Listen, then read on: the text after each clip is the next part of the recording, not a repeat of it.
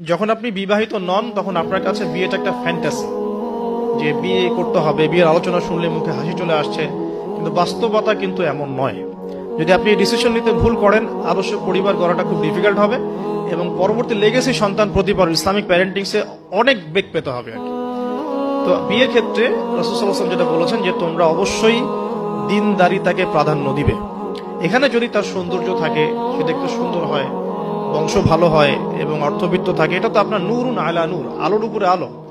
যদি এটা নাও হয় তারপরে আপনাকে দিনদারিতা প্রাধান্য দিয়েই বিয়ে শাদী করতে হবে। এই জায়গায় কোনো রকম কম্প্রোমাইজ করতে যায় না, বা এই ব্যবসায় ভুল করলে আপনি সারা জীবন লস খাবেন, ঠিক আছে। আর যারা বিয়ে করে ফেলেছেন কিন্তু দিনদারিতার ঘাটতি আছে, তাদের জন্য সবর ছাড়া কোনো অপশন নাই। সবরের মধ্য দিয়ে ঠান্ডা মাথায় স্ত্রীকে বা স্বামীকে ওয়াজ নসিহত করতে করতে করতে, দোয়া করতে করতে আল্লাহ যদি কোনোদিন হৃদয় বা কলবকে পরিবর্তন করে দেন,